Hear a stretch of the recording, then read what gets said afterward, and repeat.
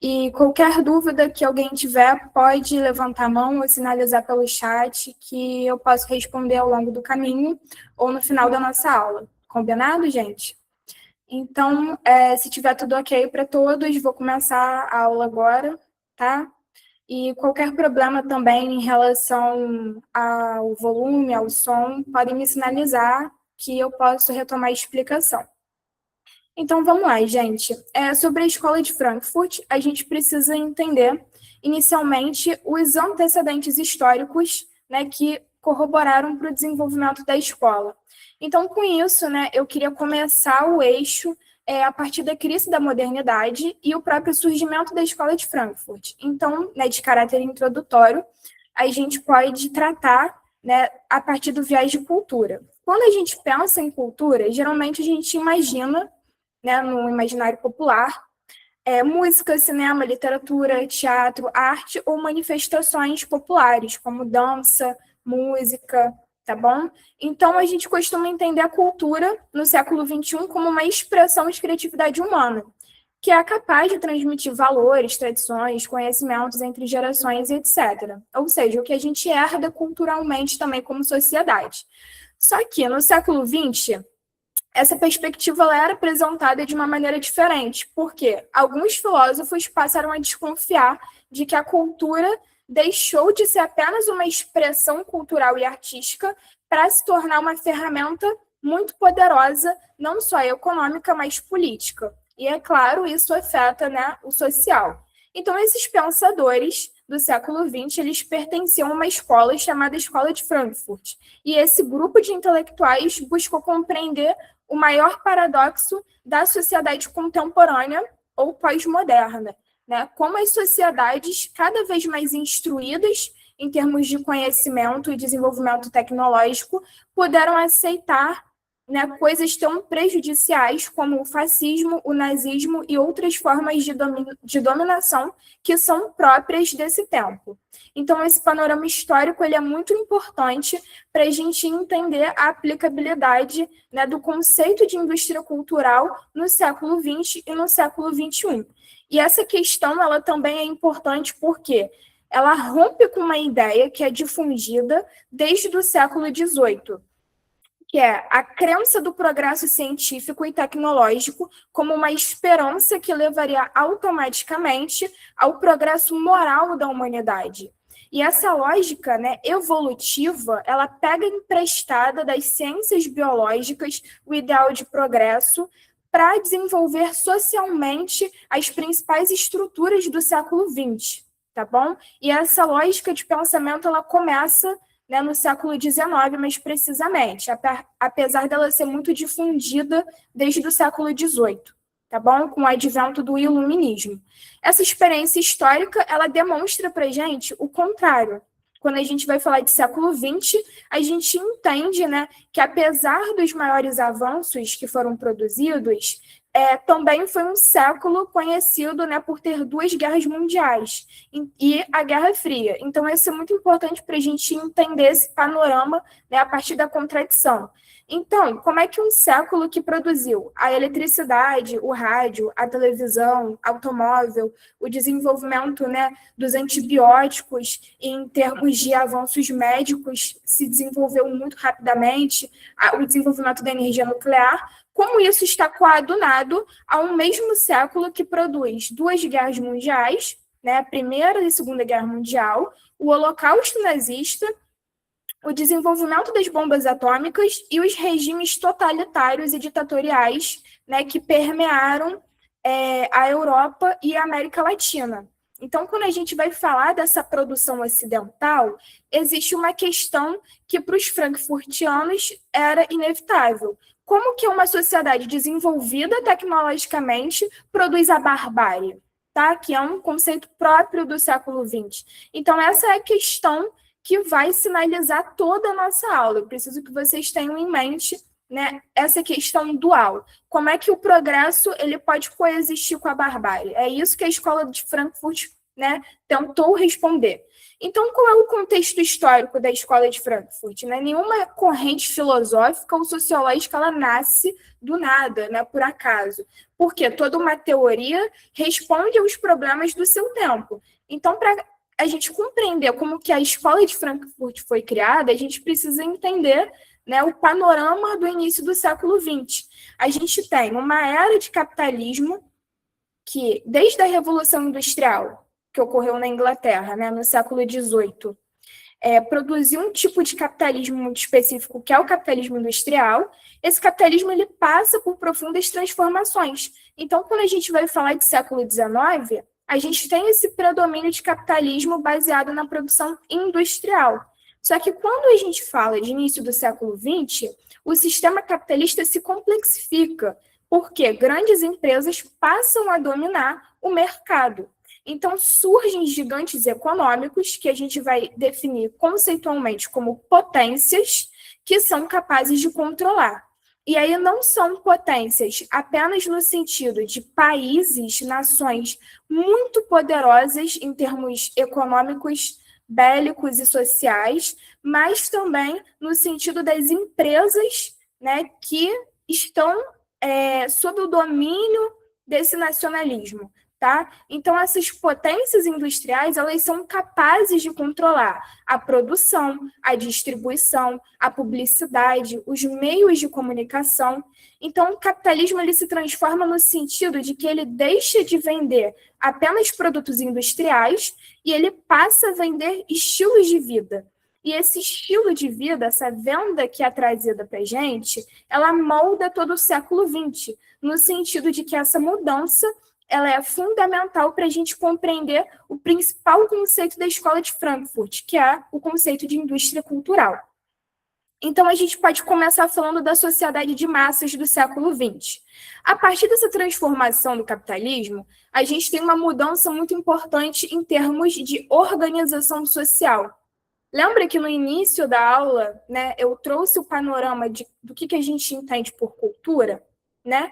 Isso sofre uns efeitos muito importantes nesse início do século XX, porque a organização social ela muda, logo a cultura muda também. O crescimento das cidades ela promove uma concentração populacional, ou seja, milhares de pessoas passam a viver em ambientes urbanos. Vamos lembrar que em séculos posteriores, né, a camada populacional era predominantemente rural. Então, a partir do momento que a gente tem esse deslocamento populacional para os grandes centros urbanos, a gente tem um surgimento de fenômenos, né, que são concomitantes no século XX. A gente pode elencar eles, tá bom? Eles são 6. A gente tem o consumo de massa, ou consumo em massa, os jornais de grande circulação, ou seja, a circulação de ideias, um cinema, né, que ele é voltado para o comércio, então é um cinema comercial, no sentido propagandístico, o rádio nacional e uma publicidade moderna, tá bom? Então, pela primeira vez, os milhares de indivíduos, eles consomem os mesmos produtos culturais ao mesmo tempo, o que a gente chama de padronização, que é uma característica própria do século XX. Então, isso chama a atenção, né, dos que virão a ser os grandes pensadores da Escola de Frankfurt. Então, vamos analisar os antecedentes antes da gente entrar, tá bom? Propriamente na Escola de Frankfurt. A gente tem como antecedentes o primeiro, é claro, a Primeira Guerra Mundial, que foi de 1914 a 1918. Então, a Primeira Guerra ela demonstra para a gente que esse desenvolvimento científico não necessariamente ele está ligado a um desenvolvimento moral. Então, surge um debate ético em relação à guerra. Por quê? Porque, pela primeira vez, né, são utilizadas em larga escala metralhadoras, aviões, gases químicos, submarinos. Essa indústria bélica, ela toma forma na Primeira Guerra Mundial. Então, a ciência, tá bom? Que dentro da ótica iluminista era vista como um instrumento de emancipação humana, ela passa a servir a um propósito que é o de conquista e destruição. E aí os frankfurtianos, eles concluem posteriormente que a razão moderna, que a gente tem que entender como razão contemporânea, tá bom? Quando a gente está falando de século XX, a gente está falando de história contemporânea, ela pode ser utilizada tanto para libertar quanto para dominar. E essa é uma lógica muito própria, tá, desse estilo de pensamento da Escola de Frankfurt. E é um tema central dentro da dialética do esclarecimento que eu vou trabalhar daqui a pouquinho. E aí a gente tem como segundo antecedente a crise de 29, que é quando a Bolsa de Valores, né, ela entra em colapso e milhares de empresas faliram. E aí a gente tem uma crise desse modelo uma crise desse modelo liberal dentro do capitalismo, em que milhões de trabalhadores perdem os seus empregos. Por que isso acontece? Porque que a crise está revelando para a gente que o capitalismo ele não é um sistema naturalmente estável.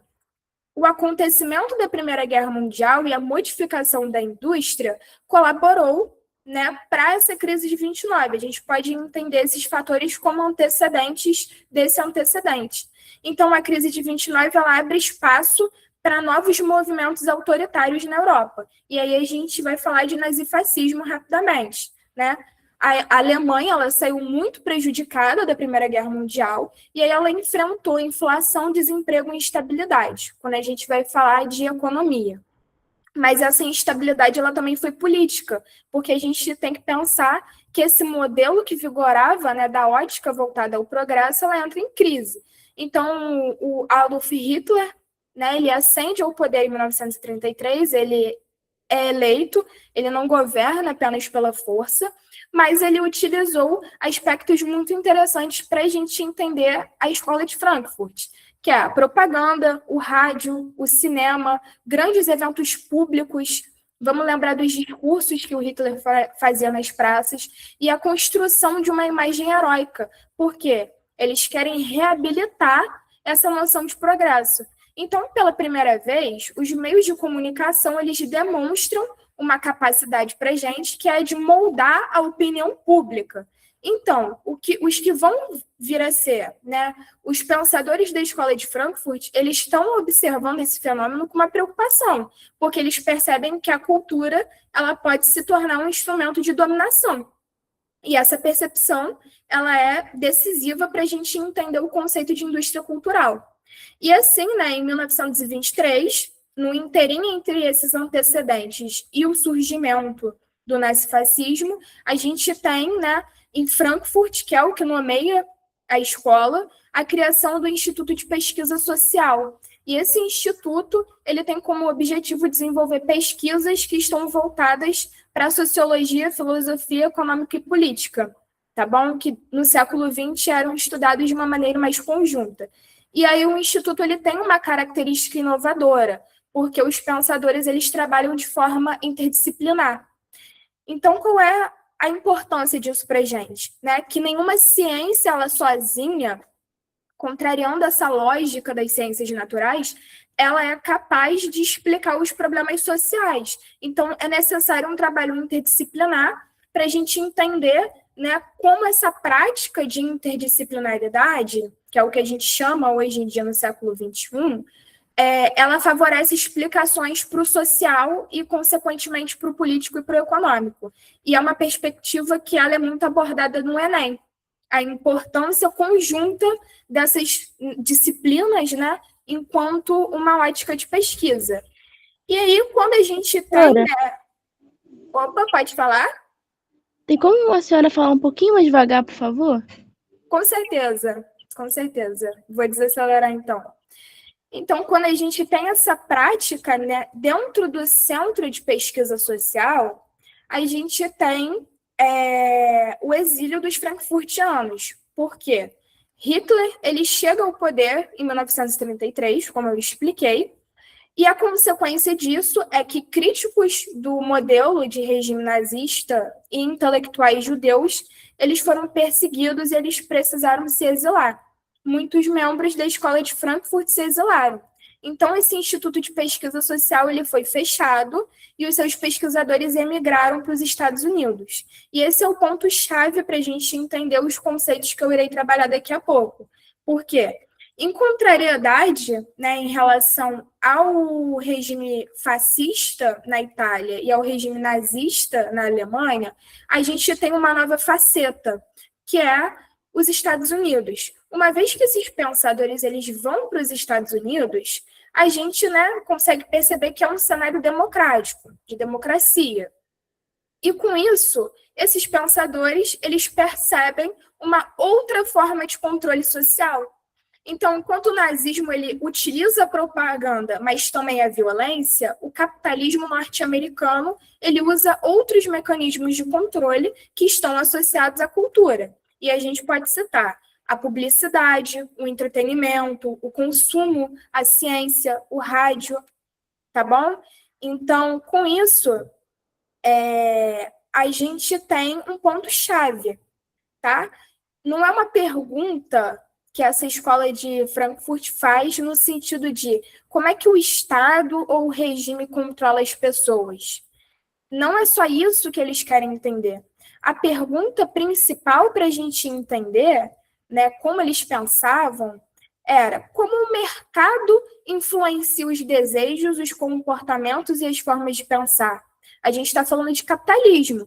Dentro do capitalismo, a gente consegue, né, ter concomitantemente em diferentes países, países de lógica totalitária ou autoritária, como um exemplo do fascismo e do nazismo, mas também uma lógica de democracia, né, como a gente está vendo nos Estados Unidos. E com isso, né, a gente tem esse conceito-chave, tá bom? Que ela se origina a partir desse pensamento. Como o mercado vai influenciar as formas de pensar? E aí surge o conceito de indústria cultural, tá? Que é o conceito-chave da escola de Frankfurt. E a própria escola, ela nasce da tentativa de compreender por que as sociedades modernas, científicas, democráticas, produziam desigualdade, autoritarismo e formas de dominação. Então, percebam que existe uma lógica de oposição dentro dessa linha de pensamento, mas que na realidade, né, quando a gente vai falar de praxis, a gente está falando de prática social, de realidade material, a desigualdade, o autoritarismo e a dominação, elas coexistiam com o progresso, com a modernidade, com a democracia. Então, é por isso que a escola de Frankfurt ela é importante. Tá bom, galera? E aí, essa questão, ela não diz respeito só ao século XX, adiantando um pouquinho, né, da nossa parte final da aula. Ela ajuda a explicar também por que o pensamento frankfurtiano é cobrado no Enem. Agora, no século XXI, nós temos novas formas, né, novas roupagens dentro dessa indústria cultural. Então, para isso, a gente vai entender o primeiro conceito, tá bom? Que é o conceito de teoria crítica da sociedade. Antes da gente entender o que é teoria crítica, a gente precisa se perguntar, o que é teoria? Alguém sabe responder? O que seria teoria? O que vocês acham que é teoria? Se alguém souber uma definição e quiser arriscar levantar a mão, sou toda ouvidos para a gente dar prosseguimento.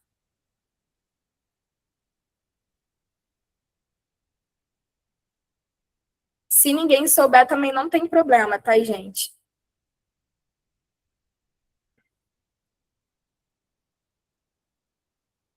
Algo que não tenha sido praticado. Olha, a gente tem uma definição interessante, né? Por quê? O que está sendo colocado aqui no chat, né, no sentido de que teoria é algo que não tenha sido praticado, é que está no campo do abstrato. Então, é muito interessante a percepção do aluno. Por quê? A teoria ela também pode significar hipótese ou palpite, mas no senso comum, né, quando a gente vai falar, olha, eu tenho uma teoria sobre isso, significa que a gente tem uma certeza. Só que quando a gente vai falar de ciência e filosofia, a teoria é muito complexa, porque ela organiza um conjunto, né, de conceitos para explicar o funcionamento da realidade. E é assim que a gente vai aplicar. Então, o colega, né, respondeu a partir de uma visão muito interessante, porque a gente precisa de uma teoria para nomear aquilo que está acontecendo na prática. E aí, a toda teoria, né, pessoas respondem a 3 perguntas fundamentais. Como é que o mundo funciona? Por que ele funciona dessa maneira? É possível a gente averiguar os níveis de transformação dentro da sociedade? Então, eu queria ressaltar também uma coisa muito importante. Quando a gente vai falar de sociologia, a sociologia busca responder como, por quê, de que forma, dentro da ótica social a partir dos conceitos. A história, ela nunca vai responder o porquê, e sim como. Então, o brilhantismo da sociologia é justamente esses conceitos que são utilizados pela história e pela filosofia para a gente tentar responder o que acontece na realidade. Então, é justamente nessa terceira pergunta, né, se é possível a gente transformar a nossa realidade, que a escola de Frankfurt está se diferenciando de outras correntes filosóficas. Então, em 1937, a gente tem o Max Horkheimer, que escreve um dos textos mais importantes da escola de Frankfurt, que é Teoria Tradicional e Teoria Crítica, em que ele contrapõe, né, a teoria tradicional como grande parte do que as ciências modernas trabalham, no sentido de desenvolvimento, lógica voltada para o progresso, para explicar os fenômenos da realidade de maneira muito objetiva. Então, vamos imaginar, gente, eu gosto muito de pegar uma abstração e colocar um exemplo prático para isso não ficar, né, flutuando na cabeça. Vamos imaginar um físico estudando a queda de um objeto. Ele não vai perguntar se essa queda, se a gravidade, né, que é a definição da física, ela é justa ou injusta. O objetivo é entender como que a gravidade funciona, não é, galera? Então, da mesma forma, um biólogo ele vai procurar entender o funcionamento das células. Ele não vai discutir se elas deveriam funcionar de maneira assim ou assada. Então, esse tipo de conhecimento ele é muito importante, mas ele não serve para a sociologia no sentido dele ser muito objetivo. E aí o problema que o Horkheimer, né, como pensador, está colocando para a gente é que a gente não pode estudar a sociedade usando o mesmo modelo das ciências naturais. Imagina, gente, um pesquisador, né, um sociólogo, analisando a desigualdade social. E aí ele vai coletar dados sobre renda, escolaridade, desemprego, expectativa de vida. E aí ele vai apresentar um relatório dizendo, olha, a desigualdade aumentou 12%. Tá bom, mas o que isso diz para a gente? A gente tem um fato concreto, um objetivo, de acordo com a ciência moderna, mas o que a escola de Frankfurt quer saber é o que vem depois. Apenas descrever a desigualdade vai resolver o problema da desigualdade? Então, para o Horkheimer, não, isso é muito limitado. Então, a gente se limitar à descrição significa que a gente está aceitando que aquela realidade continue existindo. E aí, ele propõe, né, e vira o corpo da escola de Frankfurt a teoria crítica. A teoria crítica ela não tem por objetivo só explicar como a sociedade funciona. Ela quer trazer para a gente, revelar para a gente como que as relações de poder estão escondidas no que parece natural, no que a gente está naturalizando.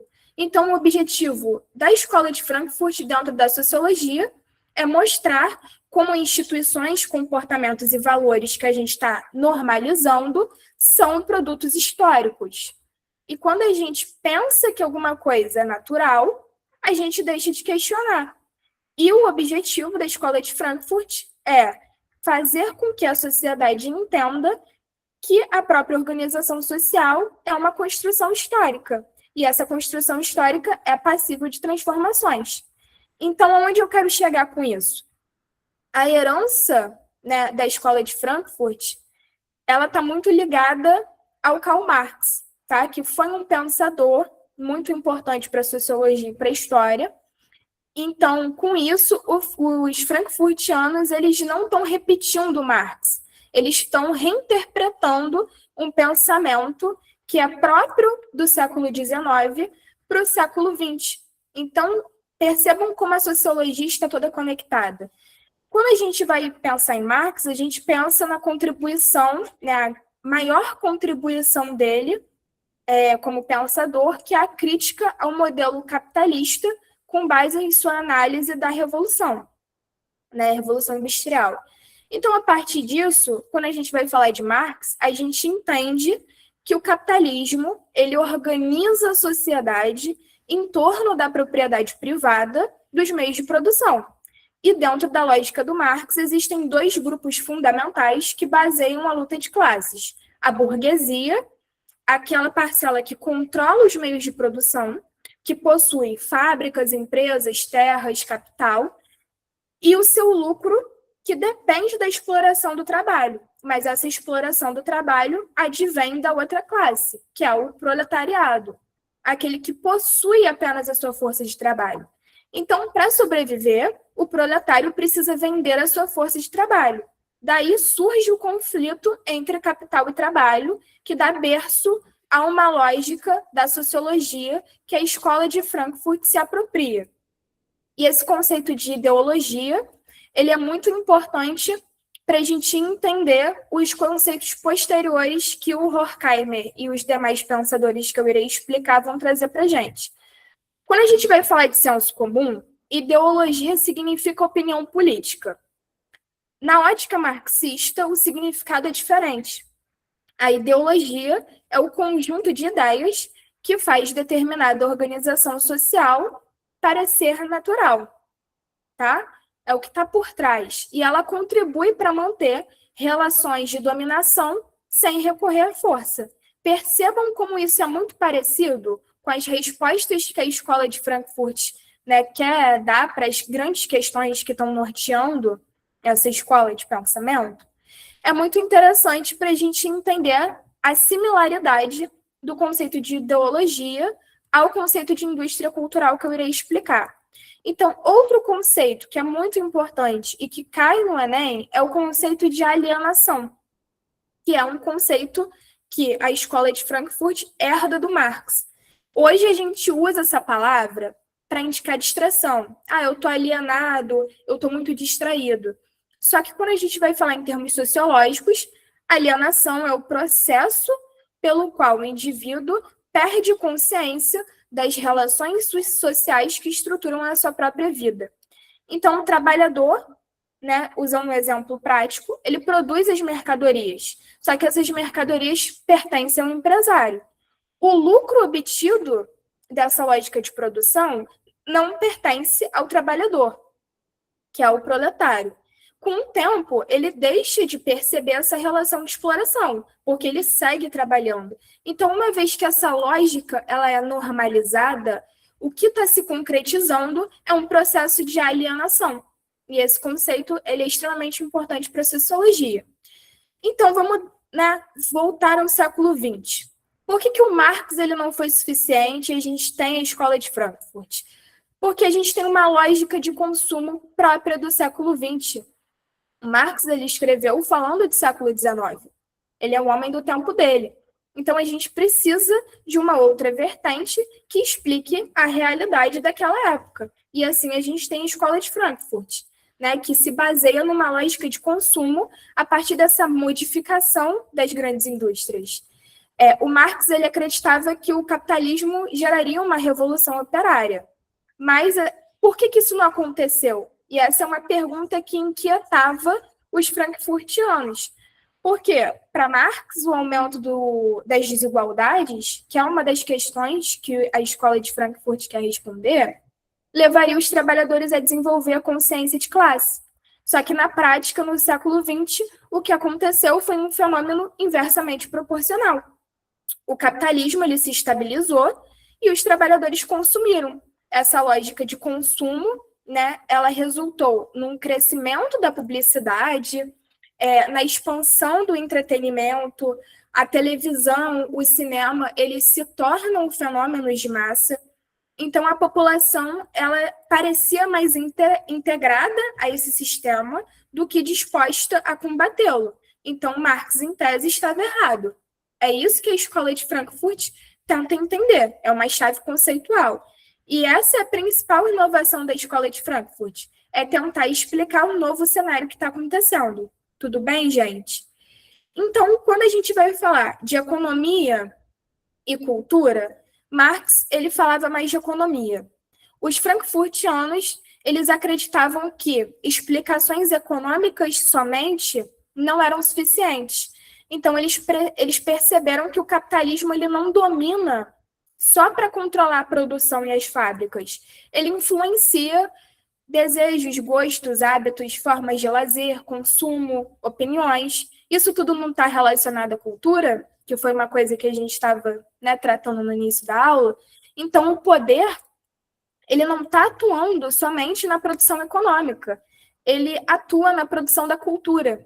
E essa mudança de perspectiva é a maior contribuição da Escola de Frankfurt. Beleza?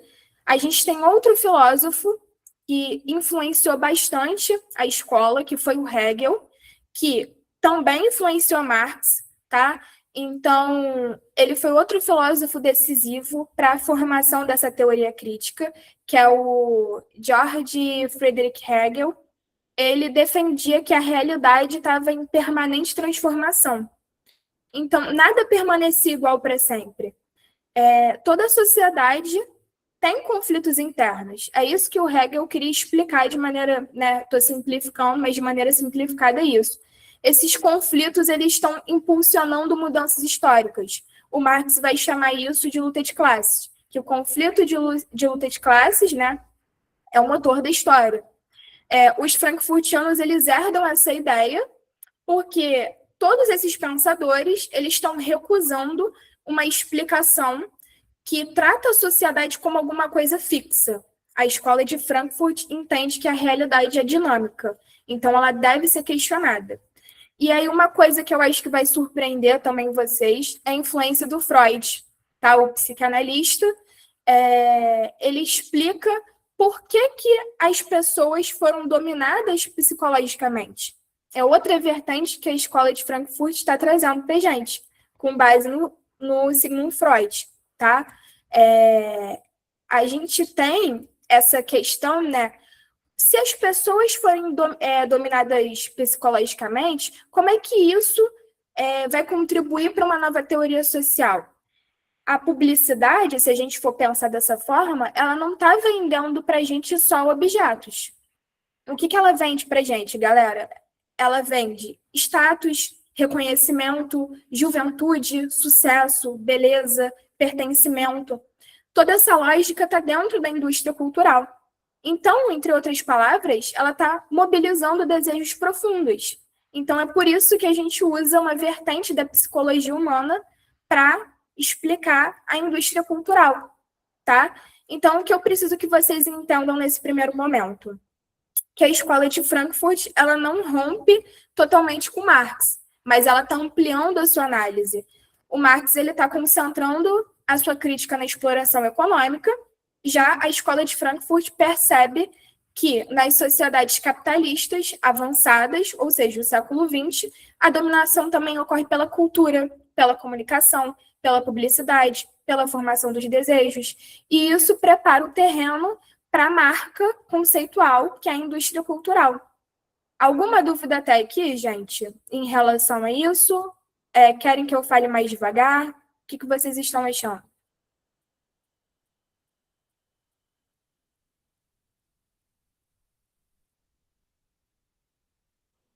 Eu acho que a explicação está muito boa. Tranquilo. Qualquer dúvida que vocês tiverem, vocês podem interromper, beleza? Tem muitas questões, né, de antecedentes históricos para a gente poder compreender esse conceito. Então, antes de entrar no conceito, eu acho muito interessante trazer esse panorama. Tá bom, galera? Então, que bom que vocês estão tranquilos. Vamos falar de século XX, né, propriamente dito. Como eu estava dizendo, os meios de comunicação, eles atingem milhões de pessoas simultaneamente. Então, o rádio, o cinema, a televisão, elas criam uma mensagem que é inédita, né, uma situação muito nova para aquela época, em que alguma coisa, em específico, era consumida pela população inteira. E o Adorno e o Horkheimer, como os dois grandes pensadores, né, do conceito de indústria cultural, eles observaram que a expansão da comunicação tinha um enorme potencial democrático, mas também oferecia risco. Por quê?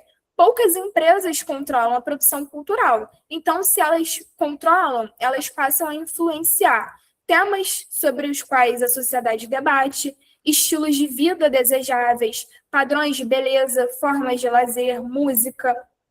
Tudo isso reflete na cultura. Então, a cultura, ela deixa de ser uma manifestação espontânea da sociedade e ela passa a integrar o próprio funcionamento do mercado. E é assim que surge o conceito de indústria cultural, tá bom, galera?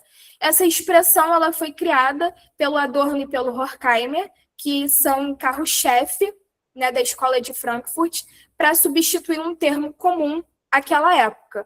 O termo era cultura de massa.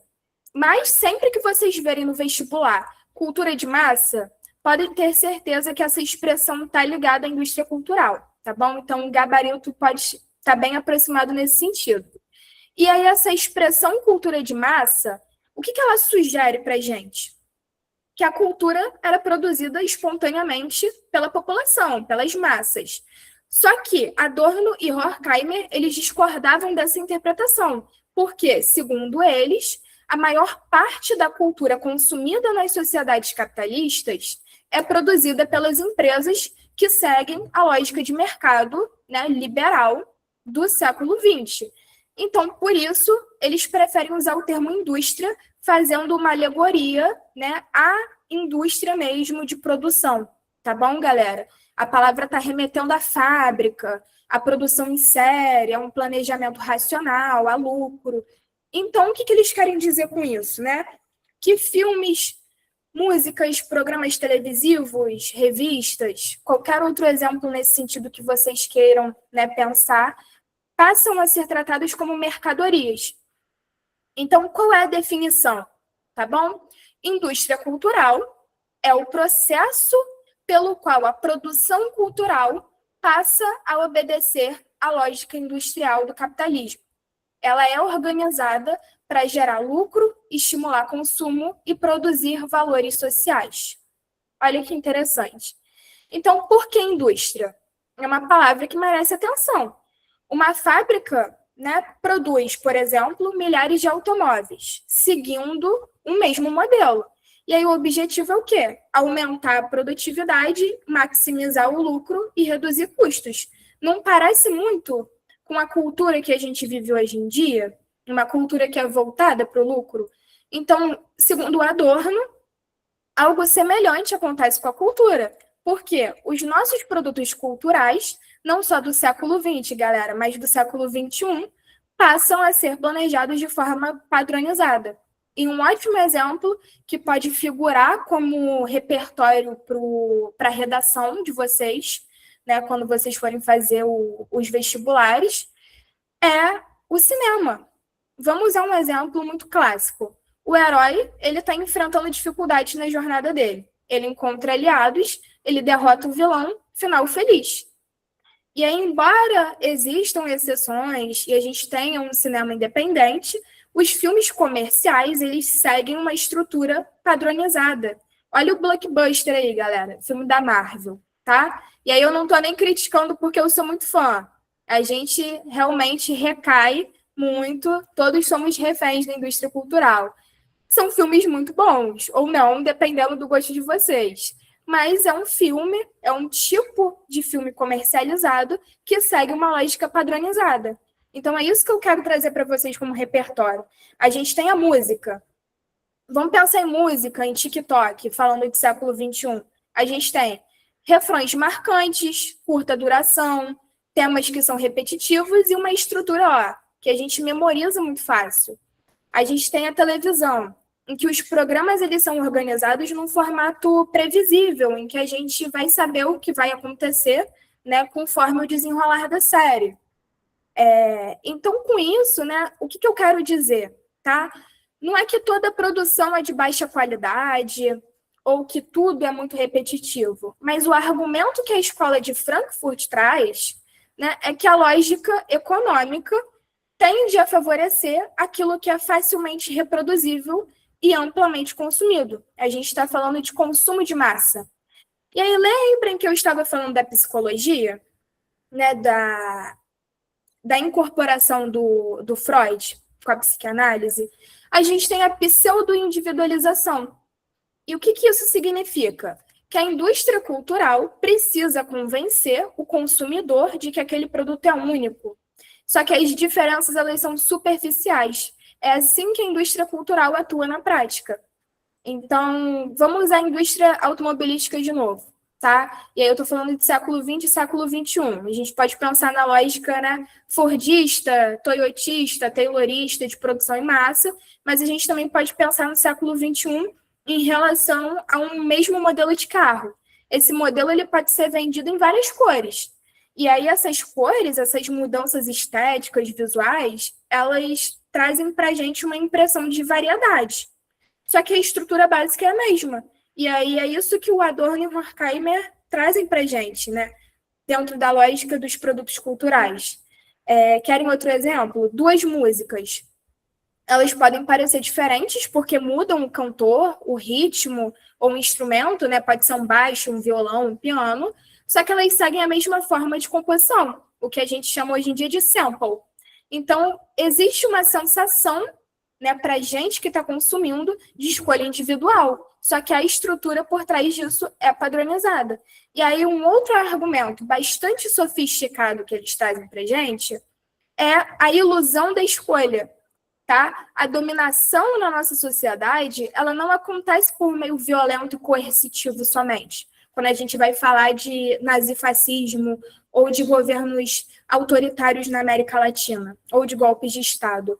Ela pode ocorrer por meio do consentimento, galera. A gente está dando anuência, a gente está dando um ok.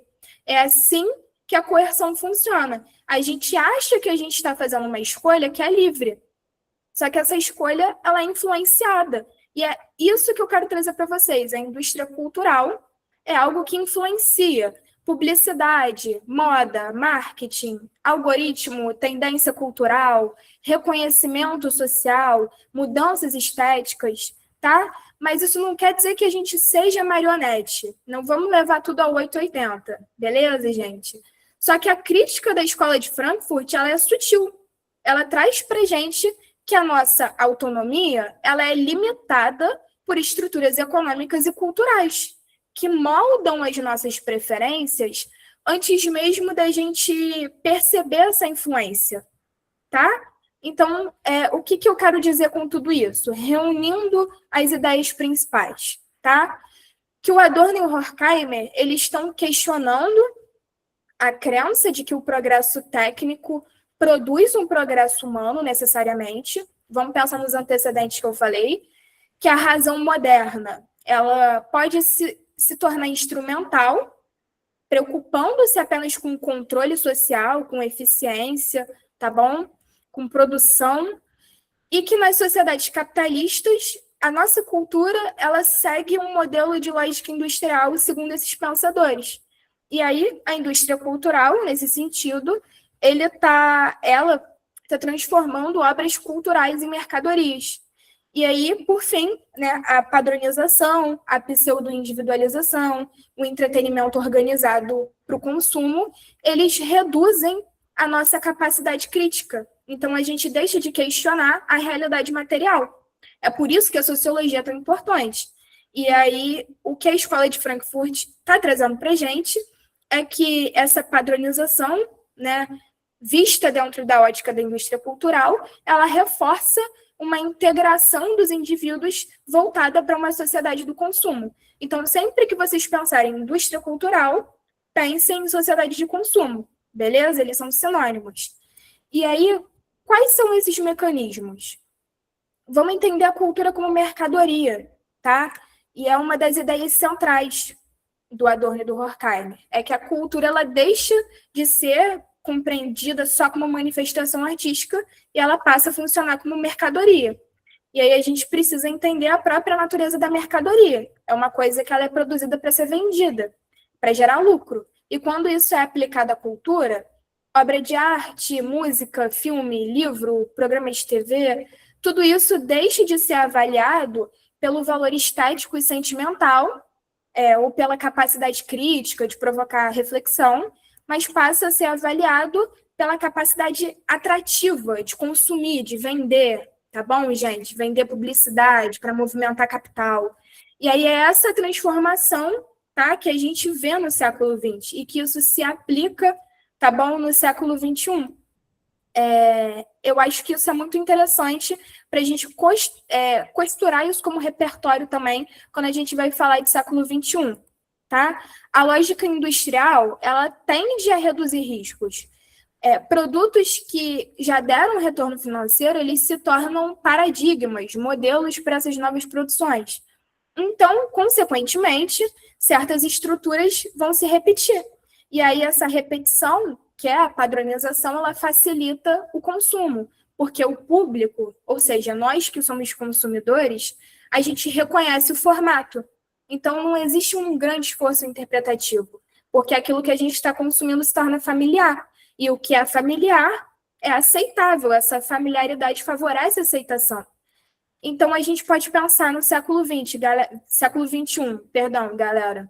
A gente pode falar de serviços de streaming, tá bom? Que tem várias possibilidades. A gente pode falar de TikTok, a gente pode falar de procedimentos estéticos, a gente pode falar de shopping. É uma experiência que é vendida como personalizada, só que essa personalização, ela organiza o consumo, tá bom? Então, a gente pode entender dessa forma. Quando a gente vai falar de século XXI, né, como que essa teoria do século XX, ela explica o nosso tempo, a nossa contemporaneidade, tá? Ela é muito necessária também para analisar a cultura digital.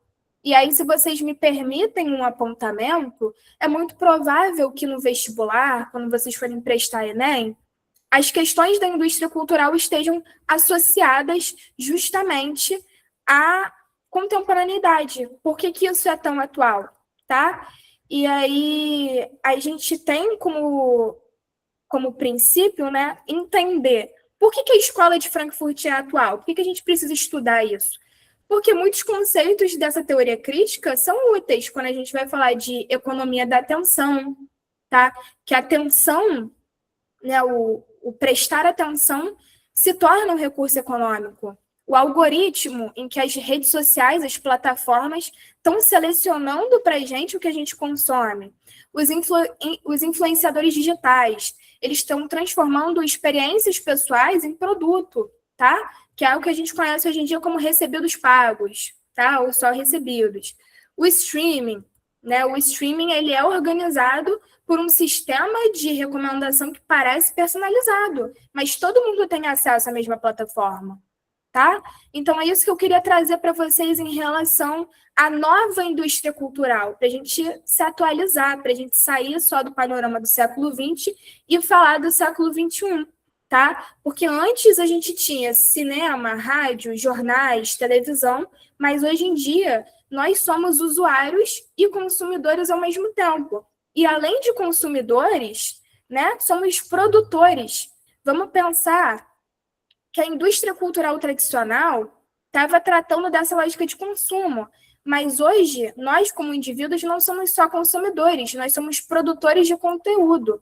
E aí esse fenômeno a gente pode entendê-lo como, né, uma expansão da lógica de mercadoria, porque os objetos, né, não só eles se tornam produtos, a nossa imagem ela se torna uma mercadoria, personalidade, intimidade, rotina, vida pessoal, agora tem um valor econômico. Então, a escola de Frankfurt está analisando esse consumismo. A gente pode aplicar isso, né, para os temas frequentes do Enem, que é a relação entre mídia e consumo. O que isso tem a ver com a atualidade?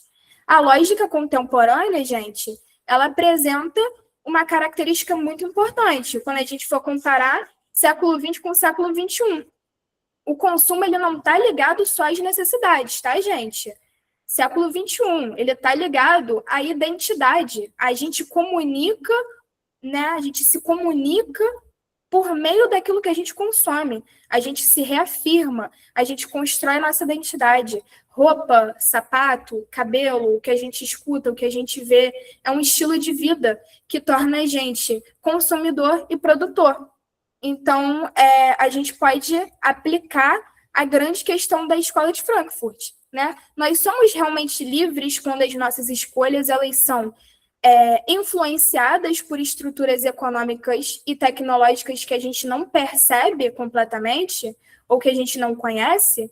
E é uma pergunta, gente, que ela exige análise, tá? Ela faz a gente refletir. Ninguém é obrigado a saber. Só que a liberdade humana, como ela é vendida para a gente, ela não significa uma ausência de influência. todo mundo aqui é influenciado por cultura, família, educação, sociedade, bens de consumo. Só que qual é a questão fundamental, tá? Da Escola de Frankfurt? Mais uma vez, aplicando a século XX e século XXI. Temos consciência dessas influências? Temos capacidade de questioná-las? Essa é a essência da teoria crítica, tá bom, galera? Por que estudar a Escola de Frankfurt e a indústria cultural? Porque a Escola de Frankfurt permite que a gente entenda que esses assuntos também são atuais, quando a gente vai falar desses fatores que eu citei, tá? A indústria cultural, galera, ela não desapareceu, ela se transformou, tá? Antes, os poucos meios de comunicação, eles produziam conteúdos para milhões de pessoas. Hoje, as plataformas digitais, o nosso mundo digital globalizado, pós-década de 90, quando a gente vai falar do advento da globalização, traz para a gente muito fluxo de informação, enormes fluxos de informação que estão influenciando o que a gente deseja, o que a gente consome, o que a gente vê e o que a gente é. Tá bom, galera? Então, por fim, né, como é que o Enem cobra a Escola de Frankfurt? O que eu quero que vocês pensem em relação a estratégias, tá? Em relação a questões comentadas, em relação a repertório para redação. O Enem, galera, vai trazer para vocês, não é a definição do que é a Escola de Frankfurt, mas vai apresentar para vocês uma situação cotidiana, um trecho de um filósofo, uma análise sobre uma mídia atual, como Instagram, TikTok, uma reportagem, tá? Uma prática social que agora a gente normalizou, por exemplo. E aí o que eu quero de vocês é que vocês saibam identificar como que esse conceito sociológico ele é adequado ao que está sendo trazido. Então, é por isso que a gente precisa reconhecer a lógica de pensamento, mais do que uma decoreba do que é o pensamento frankfurtiano. A gente precisa entender a lógica. Então, como é que a gente vai identificar como é que a gente vai identificar se uma questão é sobre a Escola de Frankfurt ou não? Porque pode estar dizendo ali para a gente diretamente ou não. Quais são as palavras-chave? Gente, cultura transformada em mercadoria. Pode aparecer filme voltado para o lucro, música com fórmula comercial, entretenimento como produto. E aí a gente vai relacionar com o quê?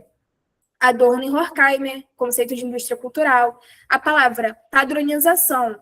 Se a questão mencionar produtos culturais semelhantes, repetição de fórmulas, modelos de sucesso reproduzidos, a gente pode, prestar muita atenção que o que está sendo sussurrado ali no nosso ouvido é que a palavra, né, que está escondida é padronização, é o sujeito oculto, tá, galera? Se a gente vê consumo e desejos artificiais, o que a gente vai entender? Falsa necessidade, tá? A gente vai associar essa lógica de consumo também à lógica de padronização. Então, é mais uma palavra que vai ser sussurradinha ali. Como é que ela aparece para a gente? Identidade, necessidade de publicidade, comprar para ser aceito. E outra palavra que aparece, tecnologia e democratização da arte. Por que democratização? Né? Quais são as formas de democratização que a gente tem hoje em dia, galera? Fotografia, cinema, internet, tudo isso facilita o acesso, que é o outro lado da indústria cultural, a acessibilidade. Hoje em dia, a gente tem mais acessibilidade para consumir, ou seja, para conhecer também. Então, é um lado positivo, talvez, dessa indústria cultural. E é isso que vai estar sussurrando, tá bom? Ali como um sujeito oculto para a gente, né, tentar entender o que está sendo dito na questão. Porque, como eu disse anteriormente, vou repetir, isso pode aparecer diretamente no vestibular ou não. Então, cabe a gente identificar quais são os macetes, o que não está sendo dito, mas sim subentendido. Tá bom, galera?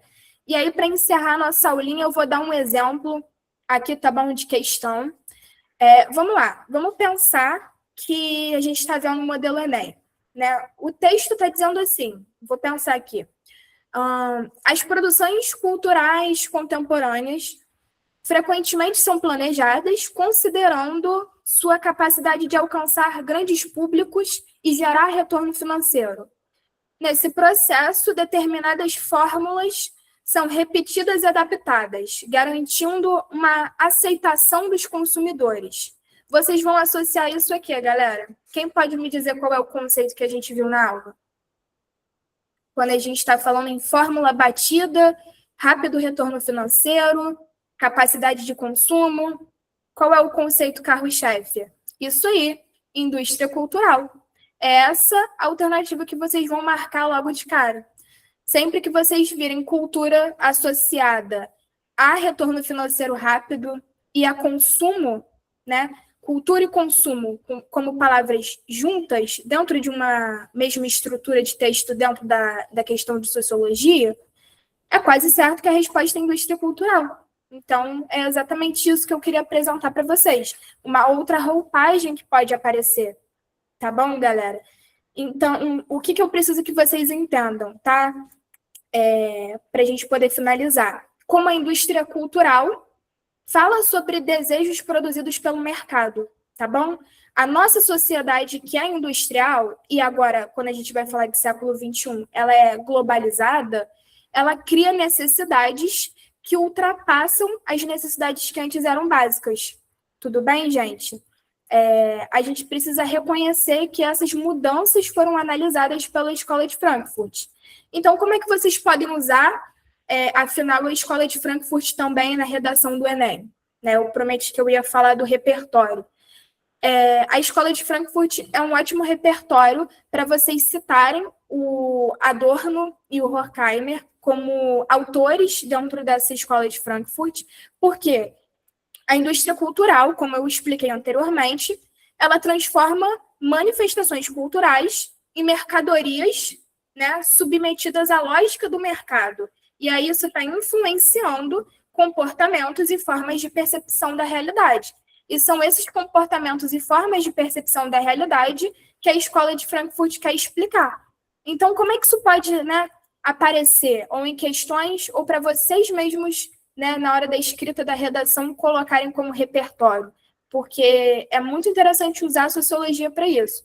Gente, redes sociais, consumo, publicidade, manipulação da informação, era da fake news, inteligência artificial, cultura digital, influência da mídia, opinião pública, tudo isso é mudado e moldado pela cultura, tá? Então, quando a gente vai traçar esse mapa mental, vamos entender Escola de Frankfurt com os antecedentes.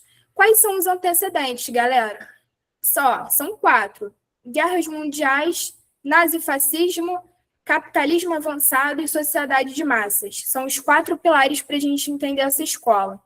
Teoria crítica. Quem desenvolve a teoria crítica? Adorno e Horkheimer. A gente também tem o Jürgen Habermas e o Walter Benjamin, tá bom? Mas eles não são autores tão visitados em relação a cair no Enem, beleza? O Adorno e o Horkheimer, eles são certeiros. O que a gente precisa entender, a teoria crítica, ela não explica de maneira objetiva. Ela quer fazer, né, melhor dizendo, ela quer trazer uma explicação de como a sociedade está transformada, quais são os processos sociais que estão acontecendo. E aí, o conceito, carro-chefe da Escola de Frankfurt, indústria cultural. Cultura como mercadoria, cultura seguindo lógica de mercado. Quais são as características da indústria cultural, galera? Padronização, lucro, entretenimento, consumo, publicidade. 5 características muito importantes. Quais são as outras roupagens que isso pode aparecer no Enem? Como falsas necessidades, tá? Como consumismo, como adaptação ao sistema, como cultura de consumo, beleza? E aí isso dialoga com o quê, afinal? Com a comunicação, gente. Os 3 pilares do debate que com certeza vão cair no Enem. A gente está falando, né, de diálogo ou direito à liberdade de expressão, esfera pública, que é o espaço onde a gente debate as ideias. As redes sociais se transformaram em esferas públicas que emitem opiniões a partir dos seus usuários. E o terceiro, a democracia, como é que a democracia tensiona esse relacionamento da indústria cultural. E aí eu vou voltar lá para o início da aula. Gente, tenham em mente que, dentro do capitalismo, cenários totalitários e autoritários se coadunam à democracia. A gente está falando de mundo globalizado, em que o acesso da informação ele é muito rápido, mas muito volátil, e que a gente tem diferentes cenários em diferentes países. Então, né, essa lógica da indústria cultural ela pode aparecer de forma diferente, num cenário totalitário ou num cenário democrático, mas ela está lá. Tá bom, galera? Quem tiver alguma dúvida, pode perguntar se quiser que eu volte a algum ponto muito importante ou algo que vocês não entenderam, tá? Eu estou aqui para responder as dúvidas de vocês, mas, em síntese, a aula é essa. Espero que, né, não tenha ficado tão complexa, mas também nem tão simples, porque os conceitos eles precisam ser destrinchados, tá bom?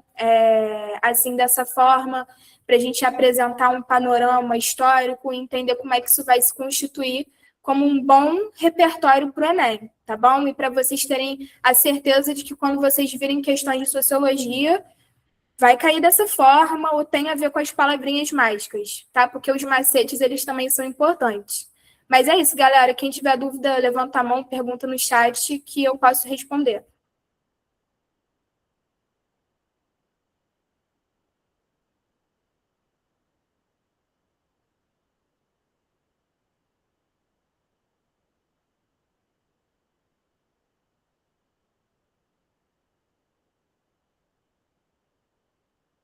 Bem, teve um aspecto também que eu não falei aqui, né, que é o da gratidão. É um prazer, tá bom, gente, estar com vocês, contribuir para a formação de vocês. Enfim, não sei se alguém tem alguma dúvida. Quem quiser se manifestar, falar alguma coisa, tá bom? Para a gente poder encerrar a aulinha. É isso, eu espero que vocês tenham gostado, porque para mim foi um grande prazer, tá? Inclusive, eu agradeço ao pré-vestibular pelo convite.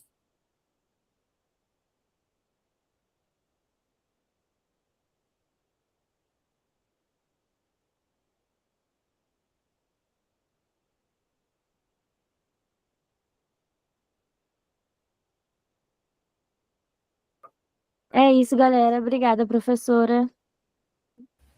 Vou encerrar Imagina, aqui. eu que agradeço. Obrigada, gente. Qualquer coisa é só falar. Se vai ter algum material, eu posso passar algum material dependendo do que o pré-vestibular indicar, gente. Não sei se vai ser de grande ajuda ou não. O que vocês acham?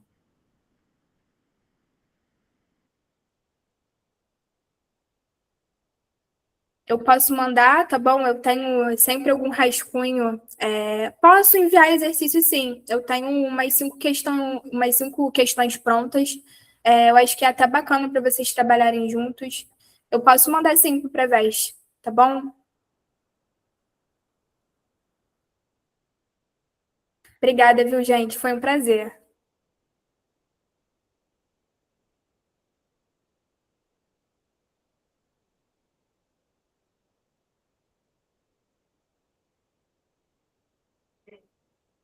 Obrigada, professora. Vou encerrar aqui. Tranquilo, obrigada eu. Tchau, tchau. Tchau, tchau. Obrigada, professora. Certo? Por que eu estou fazendo essa relação?